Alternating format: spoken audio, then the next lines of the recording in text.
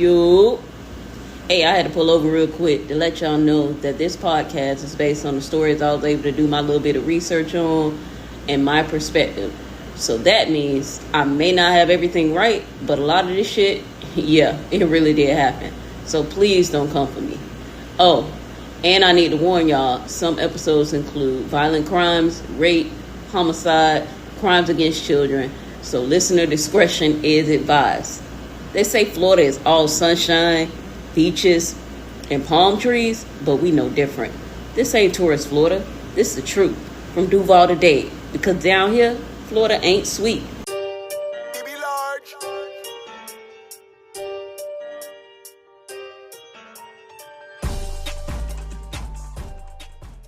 All right, y'all, we back with another one. Welcome back to Florida Ain't Sweet. This your girl Pumpkin, and I'm here with my co-host. It's all swell with Dale. All right, so Dale, today, this episode called Just Smoke. Just smoke. Just smoke. No fire. Just smoke. There's always fire. I smoke. But okay. So everybody pile in. Of course, we're going to hop in our box Chevy. And we're going to take a ride to the West Coast this time. We're going to Tampa.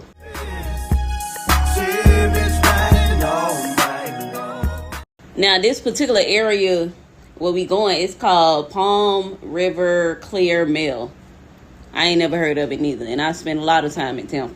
But I don't know it. Either way, that's small stuff. But anyways, so this is a place where people mind their own business. But again, everybody still know what's going on. But this time we just going to go back just a few years. We ain't going back that far to November 15, 2018. So it starts out at 6221 16th Ave South. It's the middle of the day. Picture it, Sicily. But it's around 3:05 p.m. They finna take it to the house. 911, they get a phone call about a house fire. Like, oh, Lord Jesus, it's a fire. Y'all hurry up. Come quick. Craig's in trouble. Don't do that. Tampa don't talk like that. We from Florida, they ain't saying it like that. Don't do that. So the deputies, they pull up. The fire crews, they rush in, and they get the fire. They try to get in the house, but the fire crew, they can't get inside. Now, eventually, of course, you know, they doing their job, so they figure out how to get in. And when they do get in, near the front door, they found Derek Archie. He dead, y'all. But the fire didn't kill him. More than likely not. But the way his body was set up, he was blocking the door. That's why they couldn't, the fire crew couldn't get in. And it was almost like death itself was blocking the doorway. But it gets worse. Because in the bedroom, it was another body behind another door. And it was later identified as Xavier Green. He dead too. Now, if you go deeper inside, it was a young white woman named Haley Stone. And she dead. She didn't have on no clothes from the waist down. And it was a pool of blood underneath her head. You know, you didn't identify the race of the two males. Oh, they black. Because this is a black true crime podcast. Okay. I just wanted to make sure because all of a sudden now we get that. She here for affirmative action purposes. They struck down DEI. Oh, shit. Ain't nobody tell me nothing. Now, get this. All three of them dead before the fire even started, like you said. So you know what that means. This ain't no case of arson. Well, it's arson, but it's a homicide too. Definitely murder with straight fire, because pretty much all that means is somebody wanted to erase something. Now, before we talk about suspects, we got to talk about the victims, the three individuals that I just named, because too many times people will get all caught up in the headlines. So we're gonna talk about them first this time. Now, Derek Archie, that's the first one that they found blocking the door. He was loved by his family. His teenage daughter said later that he was the only father figure in my life. So that's real tough. Now, the other man, Xavier Green, they call him Zay. He had children too, but his mama later said, how do we explain to his kids that they'll never see their father again. Now, Haley Stone, she was only 20 years old, and her mama said, losing your child is like losing your soul. So we got 3 different lives, 3 different families, and one day that fucked up everything. That's a lot. That's not good. I kind of want to see what happened, so that's why I'm not saying much. I don't want to. Let me just listen. Now we're gonna talk about suspects. That's sound like what you want to hear. Let's find out who the fuck did it, what they got going on. No worries, because soon investigators, they found him a suspect. Now, his name was Xavier Whitehead, a.k.a. LT. Now, Xavier, he wasn't no stranger. He even stayed at that house from time to time. So he knew the people there. He knew the layout of the house.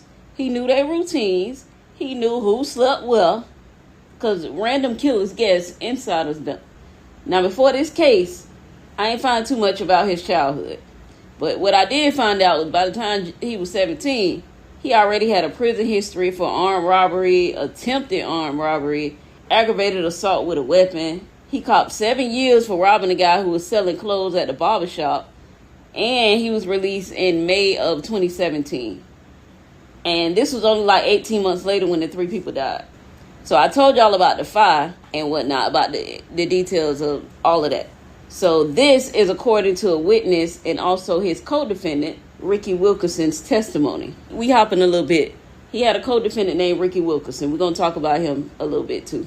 Now, he said on this morning around 9:30 a.m., he got a phone call from LT. He like, hey, bro, you'll take me around to the spot? I need to get some clothes and shit I left over there. He like, cool, meet me outside. So they all hop in, I forget the car. It's probably in my notes somewhere. I'll bring that up later. But it's Ricky, LT, and a nigga named Jimmy Terry. So they all drive over to jailhouse. Do you think Jimmy Terry is cousins with Ricky Bobby? I hope not. Okay. I hope not. I'm gonna let you go. So yeah. So they all drive over to the house, to Zay house. That's the one that they found in the back room dead. Okay. But anyway, so it sound harmless. They gonna go over there because LT needs some of his shit. Now when they got close to the house, he told Ricky to stop the car. So Ricky stopped, but he stayed in the car. Now LT, he went inside a few times, but every time he went inside, he stayed in there for a few minutes. He in and out, and then Ricky hear the sound. It sounds like a nail gun, like pop, pop, pop. Now after this, Jimmy Terry, he jumped out the car and he ran to the house because he like, man, what the fuck was that? Then he got a phone call. So now Ricky, he watching Jimmy Terry. He move around, towards the front door and then to the trailer. Now, I did want to say that Ricky ain't get his ride for free. He did get $40 and some marijuana wax for driving him over there. Then he drove Jimmy Terry and LT away from the scene. Now, did Jimmy Terry ever go in the house from what you... He did go up to the house, He go up to the house, but not really in. No, not really. Now, Ricky then, he drove Jimmy Terry and LT away. And then LT told him stop the car about 2 blocks away. So Ricky stopped and LT walked back. He walked to the back of the car, basically. So surveillance video showed that after Ricky here you go, see, I had it in there. It's a white Nissan Altima. After Ricky stopped the car, they left the scene, and it was a covering that they had on the tag, so they took that off. And we all know that the victims was never seen again after this. Now, what's scary, because if Ricky telling the truth, that was the moment that changed everything. Well, this is the story that Ricky said. Took the tag covering off the car? After they had heard the pops that sound like a nail gun, and they took the tags off the car. Plus, LT done got out the car, went to the back of the car, and then came back. So, a few hours later, surveillance camera at a house up the street, they caught something else. So, at 2:56 p.m., it's a tall, thin figure in dark clothes. He walks towards the house, and this is what the video cameras are showing. He walks towards the house and he carrying a red gas can. And he walk around back. Then, around 3 p.m., that same lanky person runs from behind the house. This is what you could see it all on camera. Then you see the smoke start to rise, and that orange glow, you can see it through the windows. Then they see the house burning. Now, many people saw the video, and I'm going to post it because I got the video. But everybody who see it say the same thing. Damn, that look like LT. That look like Xavier Whitehead. I could tell by that little walk he be doing. They could tell by his body build, the clothes. You know, people can recognize your walk before your face. And you know LT with that little ugly ass bop he be doing. Now, police, they got to investigate. So, after they done seen the surveillance video, I believe they talked to Ricky at this point. I don't know how they got in touch with him.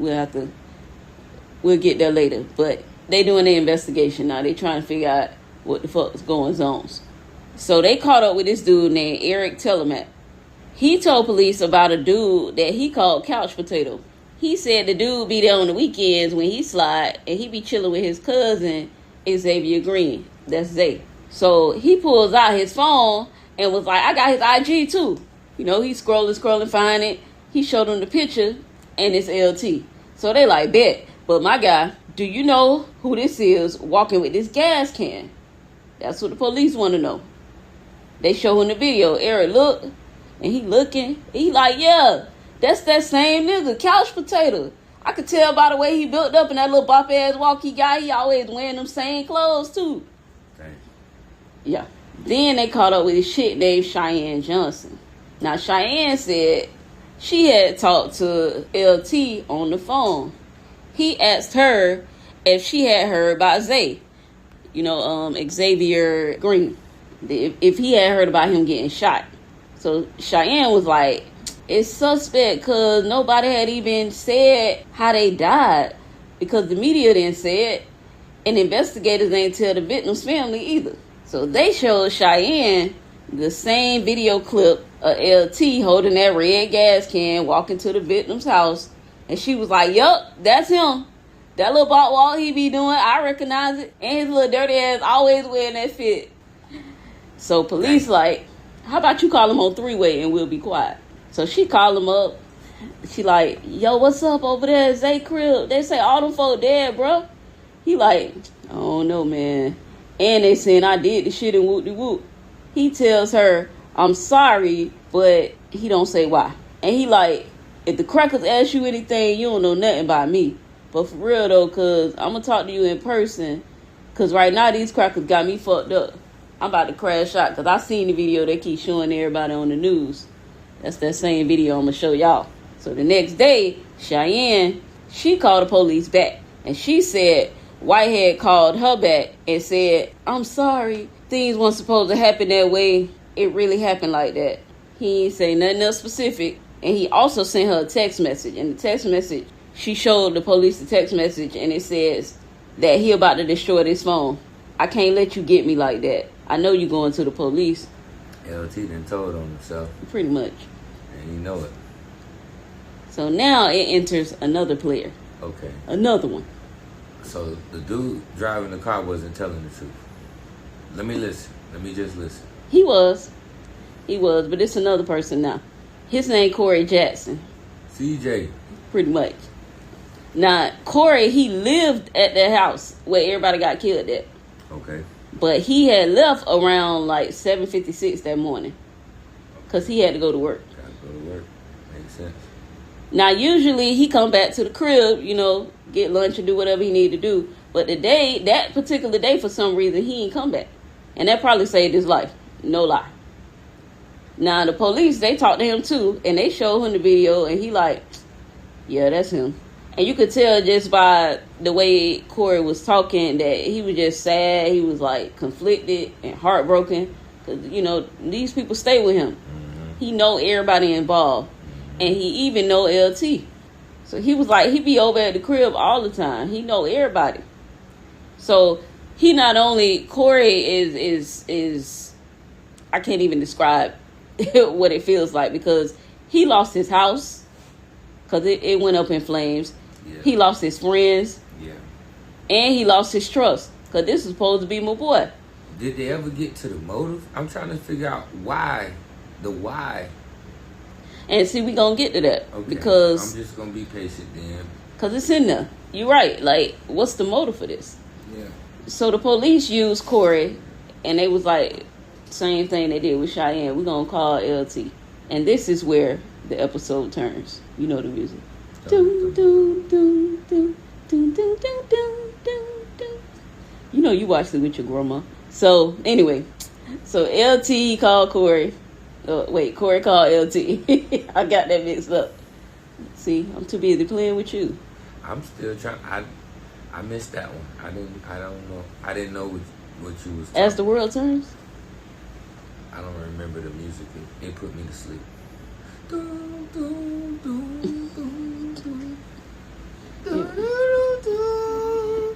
You know that dude. They did yeah, that. I do know the music. That hair swing. Okay.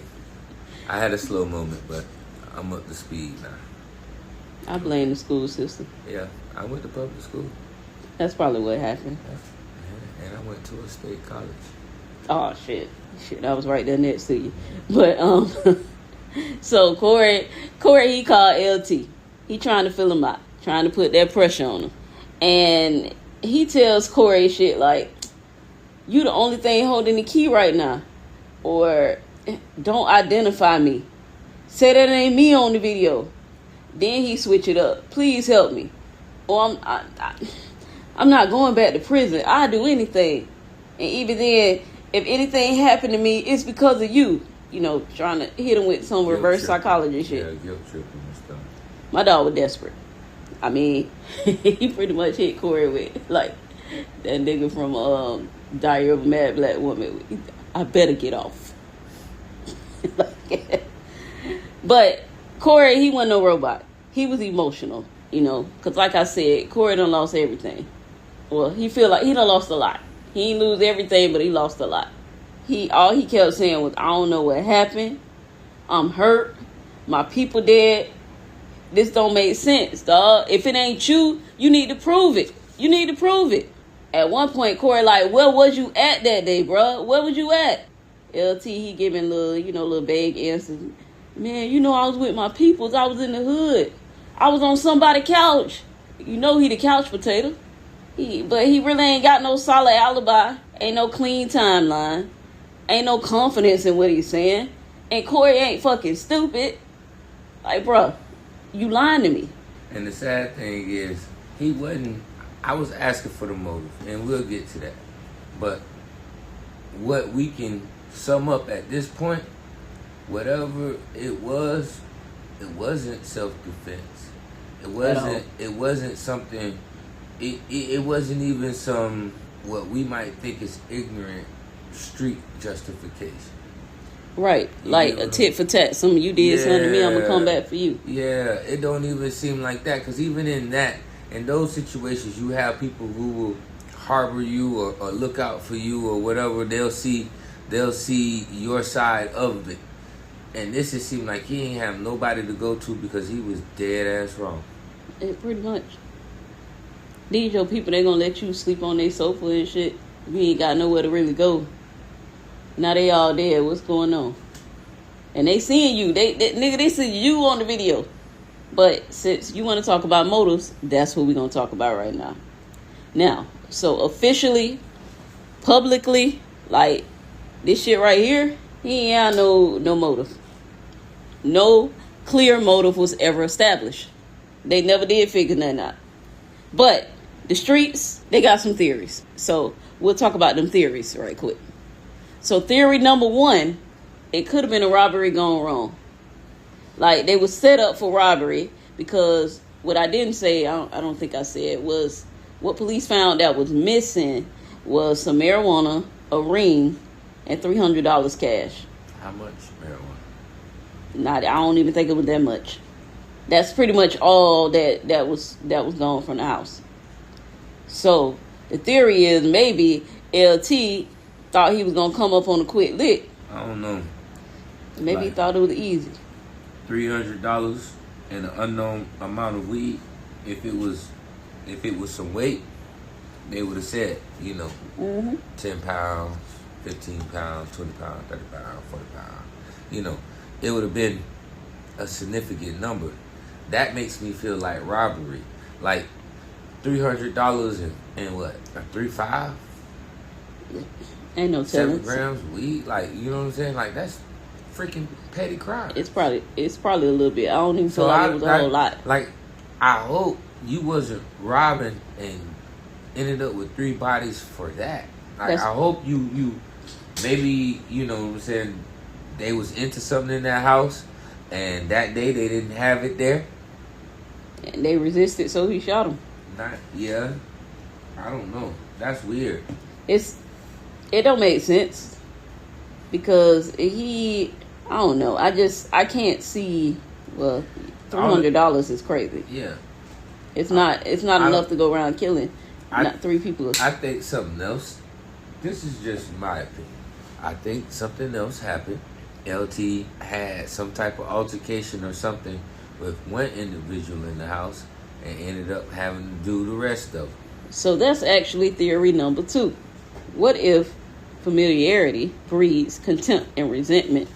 Like maybe somebody in the house, who was talking about this shit yesterday? Somebody might have said some shit. He felt like y'all niggas disrespected me. Like everybody eating and I ain't eating. I'm left behind and he embarrassed. Like they owe him something. Maybe he felt like that shit called. He had a sense of entitlement. And you know how that go. If he's sleeping on the couch, you know, it could have been one person who wasn't cool with it. And another person, you know, it sounds like what they had 4 roommates in the house? It was 4 of them in the house. So if they got four people living in the house, you know, one of 2 could very well not be okay with this person crashing on the couch and be like, hey, bro, you know what I'm saying? You got to go. And we don't have that. I don't have roommates like that that just bring somebody over there and it's time for them to go. Like, come on. He got this resentment to this person. And it could have very well happened that way. And now but then you got to do everybody. Like, it's crazy to kill 3 people, right? Right. So that's right from the beginning when you started, I was trying to figure out, well, why would you do something like that? And still, I don't know. We just drawing, you know, using our imagination. And there's another theory. Desperation. Remember I said he got out 18 months ago. He fresh out of prison. He ain't got no stable money. So what he got all these felonies, What's limited options. Maybe he crashed out. I don't think so. Not like that. So you debunking theory number 3. It sounds like you might be going with number 2. If you crashed out like that, how you get back in the car and ride off and be conscious enough to try and take off a tag, try to cover up your shit, set a house on fire, trailer, right, whatever it is, like you tried to clean something up. That's not a crash out. When you crash out, you just leave it a mess. I'm not trying to clean nothing up when I'm crashing out. When I crash out, right, like I sit there and roll me one and smoke and wait for the people to come get me. That's crashing out. Not fleeing the scene. Not trying to avoid what's going on. That's my definition of crashing out. So I don't think that's what it is. So it sounds like theory number 2 is what I actually got 5 theories. so that was only number 3. So let's go to number 4. Number 4 is witness elimination. Like, it's because it's 3 people dead. Then he burned them up. So what if it's like nobody can talk if nobody alive? I don't know if that's a real theory, and I'm not trying to debunk your theory, but I think that is accompanied with every one of the other theories. Like, all you got to have is an issue with one person for make any one of these theories valid. And then number 4 is how the other people got killed. Right. So I'm not trying to discredit that as a theory. I just think that piggybacks anything that it is. So I think you might go with number 5 too. So maybe number 2 and number 5. So number 5 is something deeper that just never was said. Maybe everybody in that house knew a story that we never will know. maybe somebody like owes some money, maybe with a personal secret. The reason why I don't think it's everybody, because who's the dude that was at work? Corey, yeah. If it was something that everybody in the house knew, he would have waited till Corey was home. He would have said something. Corey would have said something to the officials. Right, and he didn't. And he did. So it could have been a personal secret. It could have been some personal thing that LT had going on with somebody, but it wasn't something that was out in the open. And that's why I think your theory number 4, where like you witnessed this, so you just gotta go. Yeah, that ain't valid. You get what I'm saying? If it was something, Corey would have spoke on it. The young lady that he was calling would have said something to it if she knew something of it. You get what I'm saying? The people that he rode over there with would have known something, to speak some type of narrative to speak to that never was really spoken on. Right. So I think it was some personal secret. And then it could have been like something he owed one of them niggas some money. It could have been, like you said, like somebody just, it's my shit, you got this nigga stand. I mean, it definitely, that sounds like it. Like, maybe that's just me and some of the shit that we personally have gone through, being a roommate. His nickname is Couch Potato. Why is this nigga always on my sofa? He don't pay no fucking rent. Yeah. He don't wash the dishes. Yeah. Nigga don't sweep the floor. He don't do shit. Just sit on this sofa, talking shit. I gotta get up and go to work in the morning. That can cause an argument quick. Yeah, so, you gotta find something better to do with your time. This ain't it. I don't know. I just know it gotta be some type of something that happened for one person to end up dead. And then I think, option 4 comes in by default because of whatever the unknown. From what we don't know, whatever that personal issue is. That was the catalyst that got everybody else killed. So, let's say... So putting all the theories together. Okay. Kind of feel like... It was 2 guys and a woman that got killed. Right. Let's say he had an intimate relationship with the woman. And it got violent and it went too far. And the other 2 guys tried to step in and defend him. And then he had to kill everybody. And I'm just saying that just because it was a woman. I'm debunking it because they wasn't even over there that long. They would have heard an argument or something. He ain't hear nothing. They just, all they heard was pop, pop, pop. I don't know. So I don't know. I'm just throwing things out there. I probably would go with your first theory where it was like, hey, I don't like that this nigga's on this sofa. He ain't doing shit. Yada, like, this nigga got to go.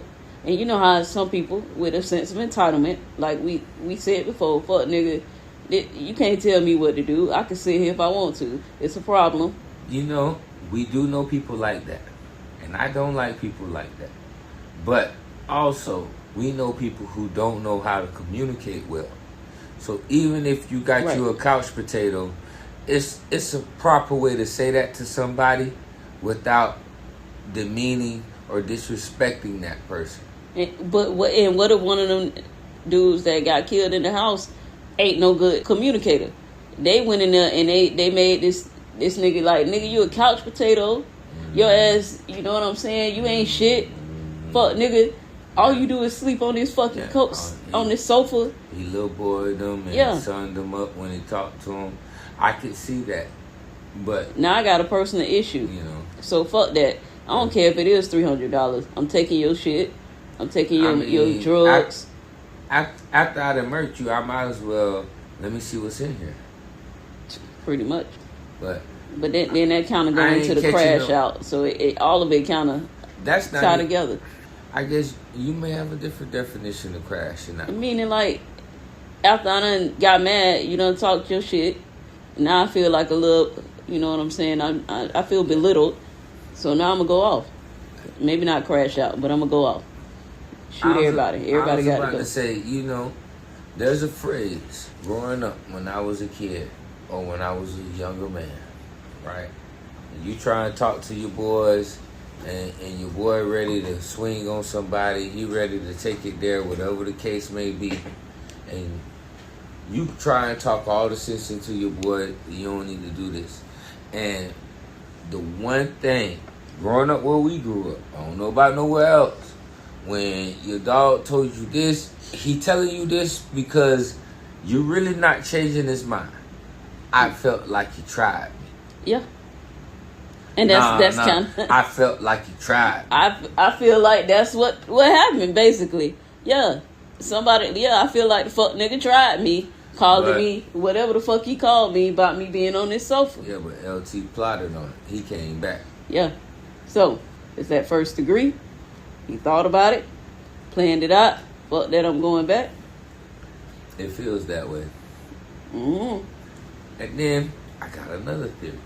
He seemed like the begging type, right? So what if he caught this ride over there because he went over there to ask for something, to beg for something? You know what I'm saying? Hey, let me, you know what I'm saying? Let me hold. We know some of them too, yeah. You know what I'm saying? You always want to hold something. You ain't gonna pay that shit back. Now, couple that with the bad communicator, the person who tired of the, man, I done gave, let you stay on my couch. You know what I'm saying? My people didn't talk trash to me and stuff like that. They ain't say nothing to you, but they talk to me. You know what I'm saying? It could have went a bunch of different ways. But I know this. Never in my life do I want somebody to nickname me Couch Potato. That's pretty rough. Lazy, you sorry. That's pretty much what they say. So can you imagine what the nigga was calling them? Like, nah, it was worse than Couch Potato. Worthless, man. You worthless. And that kind of ties in one of the other theories. Couch you Potato? Said, like, one of them might have just been a casualty. They just might have been home. You know what I'm saying? I really came for this nigga, but since y'all home. I feel like two of them. I feel like whatever it was a personal issue with one person. Probably one of the dudes. And, you know, the other two were casualties of being home. Right. That's unfortunate. Now, we also got to remember the fire. Because that's important too. So the murders, he shot him first. Then he left and he came back with the gas. And like you said, they give you time to think, time to choose. He could have stopped right there. He could have just shot him. Wait. What did Jimmy and what's the dude that did all the talking to the police? Ricky? Yeah. Ricky. What was the nigga that was driving the car? Ricky was the driver of the white Nissan? Yeah. My nigga, he took him to go get the gas. Which is why his ass was charged. Like, wait a minute. Like, now that I'm thinking about it, like, bruh, like, you drove this shit back and forth. You'd never asked him, like, hey, bruh. What the fuck you doing? What that pop was, it sounded like they was shooting in there. And Jimmy Terry done got out the car. You know what I'm saying? Gas can. What you need with a gas can? Nigga, we ran out of gas. I got gas in my car. Ricky either was with it or you dumb as fuck. $40. $40 and some marijuana wax. $40. And it wasn't cute. You know. Period. How old were they? You said they were teenage years. So no, they actually wasn't that young. Hold on, let me go back and see. Cause he was a teenager when he went when he started going to jail. Shit, I'm gonna have to go back and figure it out. It's okay. Go back and look. It's okay. But he wasn't he wasn't no teenager. He wasn't young at all. At a certain age, he was in his 20s, I believe. I'm not telling anybody to commit crime, right? But at a certain age, you gotta understand, like, you're committing crimes, and this isn't even a crime of passion. You're committing a crime, and the only dollar amount that we can attribute this to $300 or $40. Oh, you mean Ricky? $40 and some wax. Like, my man just went in there and stole $300. So I don't even think you had you probably had another $40 worth of wax. So you got charged with a very accessory to a very serious crime for $80. So initially they was gonna charge him, with some type of murder charge, Because you done drove everybody over there. You see your dumb ass in the car, And taking them to get you see the nigga with the gas can. The way I Don't know, nobody say nothing. The way I know the justice system to work, they will charge you. They initially they charged him like real heavy, but eventually what they ended up settling on a plea for accessory after the fact, like you said, and he got 12 years probation. He got off good. That's probably because he talked so much. He got off good. Now, what's up with Jimmy Terry? Now, Jimmy Terry, he pled guilty to accessory after the fact also. But he got 8 years in prison plus 7 years probation. And so I think he had like a heavier record than Ricky did. Okay. So that's kind of what his points added up to. Okay. Now, everybody done copped out, but of course LT, he pretty much got this murder charge. He's taking it to the door. Right. He got a murder charge. So that's another lesson, like you just said. Even driving the car, driving their ass over there, it'll change your life forever. Even I ain't know what was gonna happen. That should have landed you in court. And like they told my ass, you can't even get away with being naive. Now, LT, he went to trial, like you just said. But his case got delayed because he was found mentally incompetent. So the nigga crazy. So if anybody asks y'all, my name Bennett and I ain't in it. I know you fucking lying. Because we've already established that he's nuts. He ain't coming for me. What happened? He got to go to a state hospital or something? They pretty much installed the investigation. Because pretty much they deemed him mentally incompetent because he had some kind of breakdown in jail. If one of my family members would have been a victim of that, I'd have been so pissed. Well, Guilty. I tried to find out what the breakdown in jail was to see what deemed him mentally incompetent, but they had blocked that, y'all. Everything else was public, so I couldn't tell y'all what happened. No disrespect to the man, but from the shoes of someone close to the victim, I don't give a fuck. Like, dog, you should go through what everybody else go through. And if you had a breakdown, that maybe you shouldn't have killed 3 people. Pretty much. You know what I'm saying? Maybe that's them demons coming to hunt your ass. But there do be some demons laying up in that jail. Yeah, but you need to be up in jail with him. Y'all might as well get it. Don't bless him and send him to the hospital.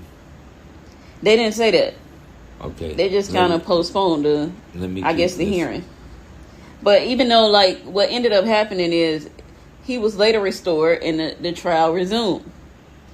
But then, like, he's still acting up. He's still doing crazy shit. Like, he get in the courtroom and then he refuses to answer any questions in court. He won't say shit, just sitting there. So eventually, like, since he playing these games, the judge get frustrated and he like, man, I ain't got time for this shit.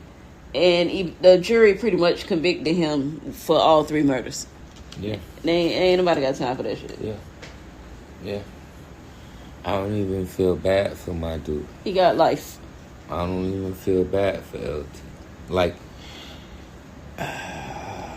and I don't know if you watched it, but the dudes that killed the Julio Fulio guy. Yeah, I ain't watch it. All right. I didn't watch it, but I see certain clips, right? So one of the guys that got convicted was a good kid, a very good kid. And then they had a separate hearing for the sentencing, right? And then they pleaded the case. But it was a statement that the state made. Like, you know, they're debating if it should be life or the death sentence. And was this in Florida? Yes, this is in Florida. So actually, this murder, this is really recent because there was a girl involved too. Yeah. Yeah, I remember. Yeah. It'll be a while before we cover this. This murder actually happened in Tampa. In the Tampa area. I'm not going to say Tampa. Because that's where we at right now, and I bought Chevy. We're right here in Tampa. Yeah, we're cruising the Tampa streets right now. Pretty much. But, long story short, the representative from the state, I don't know who it was, but whoever it was for the state made a statement that I hope people really take heed to, young people, right? They said the state was pleading for life and not the death penalty because he was young and strong, and they could get a lot of sweat equity out of him. And you want to talk about new slavery? Damn. So I'm just gonna leave it there. But it's gonna be the sound of the man working on the chain gang. You give like these young dudes, and they giving their life away for what is an unknown, or what we can equate to as $300 and some weed. Oh, the fuck nigga tried me. And it's not even $300 because you gave this dude $40. $40? And some wax. So that's $260. That's crazy. Come on, dog. For 3 lives. I can't even buy some good J's. A little over 80 a piece. I can't even go on the go and get me some good J's for $260. I need like $300 with the tax and the shipping. You get them J's, that's all you gonna get. I need the instant. I got it. I need it. You can't even hit the corner store and get you no t-shirt. I need to wear it this weekend. I'm trying to go to the function, and I need these J's. Shit. These ain't even the hype up J's. They just match the shirt that I like. You finna get them $59 Pandas. Nah, man. With a white tee from the corner store that probably say Florida in the corner. Well, I don't know what color he gonna be wearing, but blue. You know they got them blue uniforms with the stripe on the side. I don't know, but I hope LT keep his head up in this Florida State prison system, because it's a rough one. So at the end of the day, the hardest part is the families, because after the trial, they give the families the opportunity to speak. And in the beginning, I gave y'all some of the statements about what some of the families were saying, some of the children and how it affected their lives. Because after the evidence, after all the verdicts, after the headlines, the families of the victims, they still got to wake up without their people. The families are also going to serve a life sentence every time. Yeah. Like the family of the victim and the family of the perpetrator. Everybody loses. Everybody suffers. But the from a sad bad thing decision. Is, he's still alive. They can still come see him. They can't see their family members. They can't. And you can come see your family member, but it ain't the same. So I think what makes this case like the heaviest is it wasn't no motive. Like, we don't really know what the motive was. It wasn't no money trail. It wasn't nothing like, you know what I'm saying? Like, oh, he owed me X amount of dollars. We don't know. All we know is some weed was missing, a ring, and $300. And who knows? Sometimes the motive's small, but the damage right now is permanent. Nah, we can't ID the motive, but it wasn't that ring and them $300. No. And what's really fucked up, and I think I wrote this down because I wanted to talk about it, because this is probably what bothered me the most, is my dog Corey. Corey left before 8 o'clock in the morning. And the crazy thing is, Corey said he almost stayed home that day. What if he would have stayed home? Does that mean it was 4 people? Like, would he have been able to stop it? What if he would have died too? There's no telling. We'll never know. You'll never know. Life can be one decision, one choice. And in this case, one day that he decided, you know what, fuck it, I'm going to go to work. So the moral of the story is, for all of y'all that's trying to figure out, man, I'm tired, should I go? Take your ass to work. Because I'm sick of covering y'all shift. Just putting that out there. Nah, but y'all know what I'm saying. And 9 times out of 10, being at work is the best thing for you. I mean, you making money. When you could be somewhere spending money. You got to figure out because some way to get the $40. Usually when I'm off, I'm spending more money than I do when I'm at work. And you be ordering Chick-fil-A. All day. You go somewhere and they be like, you be like, what's the fee? They be like $40. You be like, $40? Well, that was pretty much it. At the end of the day, it's Xavier Whitehead, a.k.a. LT. He got a life sentence, so that's it. And 3 people lost their lives. So this is the part where we say rest in peace. So rest in peace to my dog, Derek Archie, my girl, Haley, and my dog, Xavier Green. Rest in peace to everybody. And LT, I don't know a motive. And a lot of times, I really be looking for a glimmer of light for the bad guy. I can't put my thumb on nothing. LT, I'm sorry, dog. Enjoy your time. Damn. So the moral of this story is, y'all, don't be giving niggas rides. And y'all don't know. Like, we done did this story before. Y'all just, yeah, let me get a ride up the street. Man, y'all start asking questions. Man, what we going up here for? The fuck we stopping for? Why you got this gas can? Like, definitely why you got this gas can. Like, because that's crazy, because I got gas. Like, you got the gas can after I heard the crazy shit. Right. The pop. Jimmy Terry done jumped out. Yeah. He on the phone, walking in circles and shit. That's even crazier. Like, no, I'm not like, you can't even get in my car, my dude. If you get in my car, I'm finna get charged. Yeah. And get they the did. fuck away from me. And they did. Well, all right, y'all. If you enjoyed this episode and you want to hear some more, be sure to follow us on Spotify, Apple Podcasts, YouTube, and TikTok at Florida Ain't Sweet, and Instagram at Florida Ain't Sweet Pod. Be sure to like, subscribe, leave us a comment, tell us what you think about LT, you know.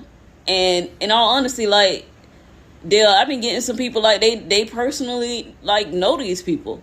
You know what I'm saying? Hey, if you want to talk about it, let me know. We could talk about it. We need to talk to him. We could talk to him. You know what I'm saying? I don't claim, and I tell y'all in the beginning, I don't know all the details. You know? All I'm doing is doing the research, getting what I can get. But personally, like, y'all know what's up. Let me know. Straighten me out. Also, if you got a black true crime, and it's a Florida case, and you want us to cover it, it could be missing persons, a cold case, urban legend. Like, we do it all. So email us at floridaain'tsweet@gmail.com. And like we always tell y'all, tell somebody about the show. I mean, I know it's summertime and school lot, but when August come, let the school bus driver know. The doorman, the man down at the car wash, the nosy lady that be walking her dog in front of your house back and forth. Nosy ass. I mean, but either way, she gonna want to hear these stories. She not nosy. She think I'm cute. It is what it is. But I mean, you know. all them circles you be walking with that dog, you could tell about the podcast so she can like, subscribe, and follow. It's the dimples. You don't even have dimples. All right, y'all. That was another one. Where the sunshine don't blind us and the streets don't lie. It's real heat in these streets. Because Florida ain't sweet.